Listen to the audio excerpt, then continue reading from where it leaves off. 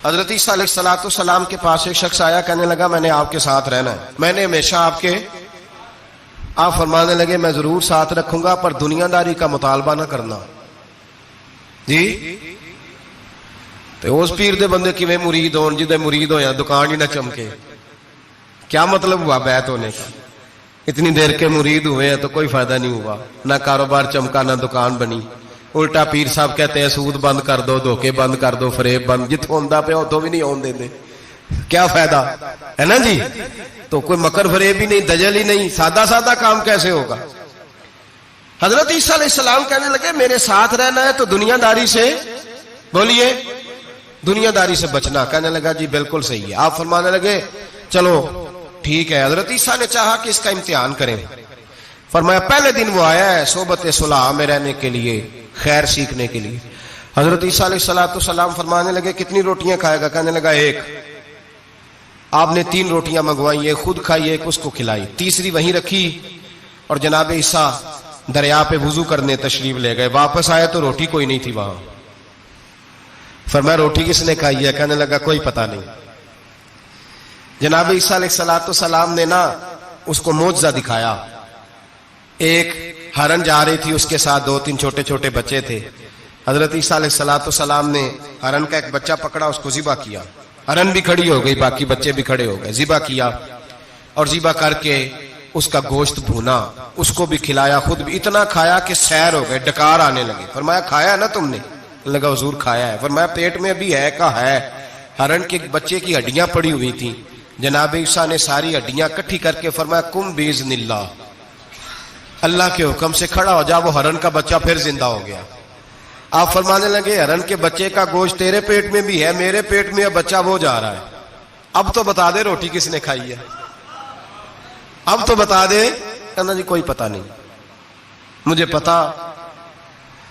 حضرت عیسیٰ علیہ السلام اس کو ساتھ لے گئے، دریا کے اس پار جانا تھا۔ فرمایا ہاتھ پکڑا چلو گزرو۔ دریا میں پیر رکھا، اس کا بھی اپنا بھی۔ کہنے لگا جی ڈوب جاؤں گا۔ فرمایا تو میرے ساتھ ہے، تجھے معجزہ دکھانا ہے، اللہ کی قدرت دکھانی ہے۔ پیر رکھا دریا میں، پیدل چلتے ہوئے دوسرے کنارے چلے گئے، کوئی ڈوبا نہیں، پیر بھیگا نہیں۔ فرمایا اتنی بڑی تو نے معجزہ دیکھا ہے، اب تو بتا دے روٹی کس نے کھائی ہے؟ کہنے لگا جی پتا، مجھے خبر، حالانکہ سانو سارا ہی پتا ہوتا ہے، پتا نہیں مجھے، بولے بن جاتے ہیں نا منٹ میں۔ حضرت عیسیٰ کہنے لگے میں اللہ کا پیغمبر ہوں، مجھے منوانا آتا ہے۔ دریا کے اس پار گئے تو ریت تھی، صحرا کا علاقہ تھا۔ جناب عیسیٰ نے ریت کٹھی کی، چھوٹی چھوٹی ڈھیریاں لگائیں، 3 ڈھیر ریت کے لگ گئے، 3 ڈھیر۔ جب 3 ڈھیر لگ گئے تو جناب عیسیٰ علیہ السلام نے پھونک ماری، وہ ساری کی ساری ریت سونا بن گئی۔ حضرت عیسیٰ علیہ السلام کہنے لگے یہ 3 حصے ہیں سونے کے، ایک حصہ میرا ہے، ایک تیرا ہے، اور تیسرا اس کا جس نے تیسری روٹی کھائی ہے۔ کہنے لگا جی میں نے ہی کھائی ہے۔ تیسرا حصہ اس کا جس نے تیسری روٹی کھائی۔ کہنے لگا جی روٹی؟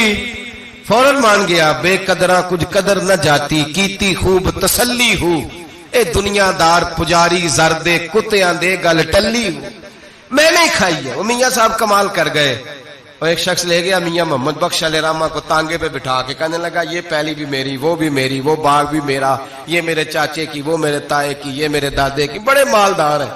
آپ فرمانے لگے چل چھوڑ کوئی اور بات بھی کر۔ نہیں جی نہیں، وہ فلانی شے بھی میری۔ آپ فرمانے لگے یہ بتا تجھ سے پہلے کس کی تھی؟ کہنے لگا فلانے سے خریدی ہے۔ فرمایا اس سے پہلے کس کی تھی؟ چپ کر گیا۔ آپ فرمانے لگے دانش منداں دا کم نہ ہی دل دنیا نہ لانا، اس بوٹی کئی خامد کیتے، جو کیتا سو کھانا، چھوڑ اس کی بات نہ سنا، اس کا تو کبھی کوئی مالک ہوتا ہے کبھی کوئی ہوتا ہے۔ کہنے لگا جی میں نے ہی کھائی ہے روٹی۔ تو حضرت عیسیٰ کہنے لگے تو نے ظلم کیا، نبی کی صحبت پر تو نے ایک روٹی کو فوقیت دی، ایک روٹی، اور مجھے دھوکہ دیا اللہ کے پیغمبر کو۔ فرمایا جا میں نے مال کا کیا کرنا ہے، سارا ہی سونا تیرا ہے، 3 ڈھیریاں تو ہی رکھ لے۔ حضرت عیسیٰ کہہ کے گزرے تو پیچھے سے ڈاکو آ گئے، تلواریں ہاتھ میں، 2 ڈاکو، سونا پڑا ہوا دیکھا۔ کہنے لگے تیرا ہے؟ کہا میرا ہے۔ کہنے اٹھ دوڑ جا تجھے قتل کر دیں گے۔ منت کرنے لگا، کہنے لگا یار اس طرح کرو نا، بانٹ کے کھاتے ہیں، بانٹ کے کھا لیتے۔ بات طے ہو گئی، ایک ایک ڈھیری کے مالک ہو گئے۔ اب وہ بات چیت ہونے لگی، نام پتہ واقفیت ہو گئی، تعارف ہو گیا. اب وہ جو دو ڈاکو تھے ان کو وہ شخص کہنے لگا بھوک لگی ہے یار کو روٹی کھاؤ، کچھ پیسے دے کے ایک کو بھیجا. وہ جو دو ڈاکو تھے ان میں سے جو کمزور تھا اس کو بھیجا کہ جاؤ کھانا لے کے آؤ. وہ کھانا لینے گیا تو پیچھے سے کہنے لگا تیرا رشتہ دار ہے؟ کہا نہیں. کوئی تعلق؟ کہنے لگا کوئی نہیں. آدھا حصہ کیوں دیتے ہو؟ کہنے لگے کمزور سا بندہ ہے، روٹی شوٹی لا دیتا ہے، میرے کام شام کرتا ہے تو میں اس کو آدھا. اس نے کہا دفع کرو، چھوٹے چھوٹے کام کرتا ہے تم آدھا حصہ دیتے ہو، آتا ہے تو پکڑ کے قتل کر دیتے ہیں، سونا آدھا آدھا بانٹیں گے. ٹھیک ہو گیا جی.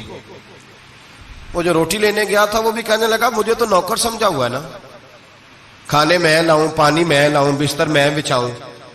آج اتنا سونا ہاتھ آیا، بڑا ڈاکہ لگا، ان کو قتل کرتا ہوں نا دونوں کو تو سونا میں قبضے میں کرتا ہوں. اس نے بھی دھوکہ دینے کا ارادہ کیا، کھانے میں زہر ملایا. امام راضی فرماتے ہیں وہ زہر ملا، کھانا لے کے پہنچا، روٹی رکھی تھی، ان دونوں نے یک بارگی حملہ کیا، اسے قتل کر دیا. قتل کر کے لاش دریا میں پھینکی، مست ہو کے کھانے لگے. جب سیر ہوئے تو پھر پیٹ کٹنے لگا، انتڑیاں ٹوٹنے لگی، ناک منہ کان ہر چیز سے خون نکلنے لگا. چیخے مارتے کوئی سارا سونا لے لے ہمیں بچا لے، سارا کچھ لے لے جان بخش دے. رونے لگے، تڑپنے لگے، لیکن اب کوئی بچانے نہیں آیا، کوئی داد رسی کو نہ آیا. تینوں لاشیں ایک دریا میں، دوسری وہاں، مر گئے، مردہ ہو گئے. حضرت عیسیٰ علیہ السلام چند گھنٹوں کے بعد گزرے تو لوگوں نے کہا حضور یہ کیا ہے؟ فرمایا دنیا داری کا انجام، لالچ کا انجام، دھوکے کا انجام، فریب کا انجام.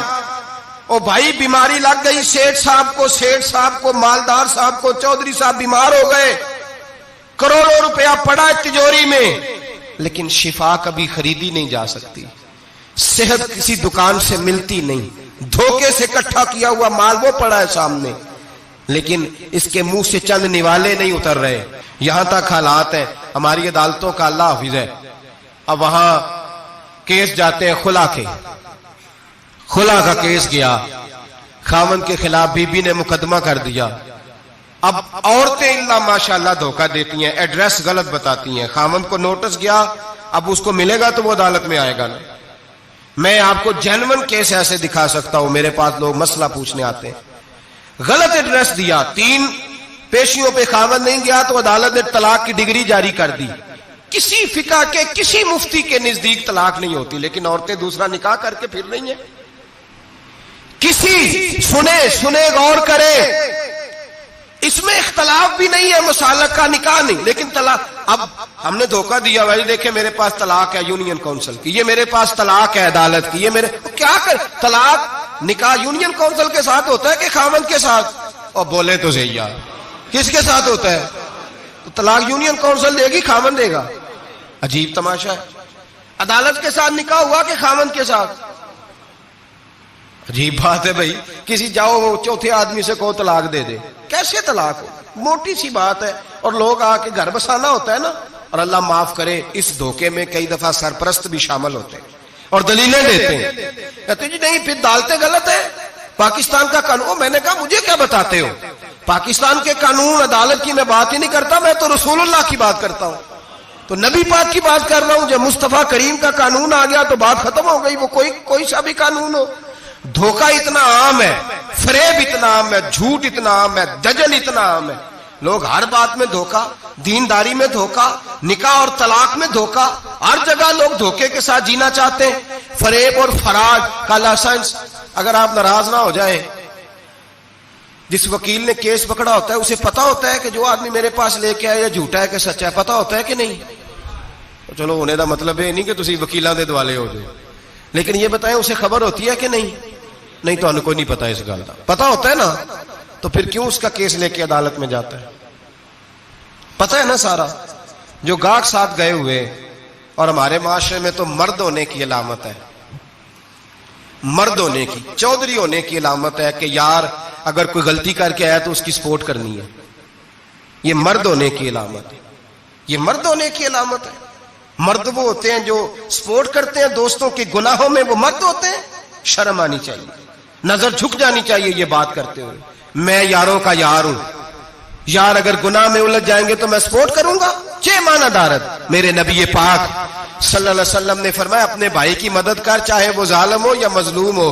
تو صحابہ نے کہا حضور ظالم کی مدد کیسے کریں؟ فرمایا اسے ظلم سے روک دو، یہ تمہاری مدد ہوگی اس کے حق میں.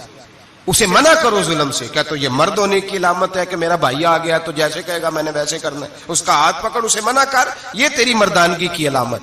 میرے نبی پاک علیہ الصلوۃ والسلام نے فرمایا میرا مومن کبھی کسی کو دھوکا، اس کے مزاج میں دھوکا نہیں ہوتا، فریب نہیں ہوتا، فریب نہیں. ہمارے ہاں ایک اور بات بھی اب بڑی عام ہے، اتنے لمبے آرٹیکل چھپے ہیں، کبھی کتابیں کھول کے پڑھو کہ ہم اسلام کی رسوائی کا کتنا سبب بن رہے ہیں. یورپ پہ نوجوان گئے اور ان عورتوں سے نکاح کیے صرف نیشنلٹی لینے کے لیے. کیا نیشنلٹی لینے کے لیے غیروں سے دھوکا کرنا جائز ہے؟ میرے نبی پاک صلی اللہ علیہ وسلم بدر میں تھے، 2 صحابی آ رہے تھے، دونوں بہادر صحابی تھے. رستے میں ابو جہل سے ملاقات ہو گئی. ابو جہل کہنے لگا تم جا رہے ہو اپنے نبی کے ساتھ جنگ میں تعاون کرو گے؟ وہ صحابہ کہنے لگے نہیں، ہم تو ویسے جا رہے ہیں، ہم بالکل بھی جنگ نہیں کریں گے. کا وعدہ کرتے ہو؟ کا وعدہ کرتے ہیں. وہ دونوں آ گئے حضور کے پاس، یا رسول اللہ صلی اللہ علیہ وسلم ہم آ رہے تھے اور ابو جہل ملا ہے، ہم نے وعدہ کر لیا ہم جنگ نہیں لڑیں گے. 313 لوگ تھے اور ایک آدمی کی ضرورت تھی. کہا حضور کافر سے وعدہ کیا ہے، کافر سے. نبی پاک نے فرمایا تم ہتھیار نہیں اٹھاؤ گے. وعدہ کافر سے کیا پر کیا تو ایک مومن نے ہے نا.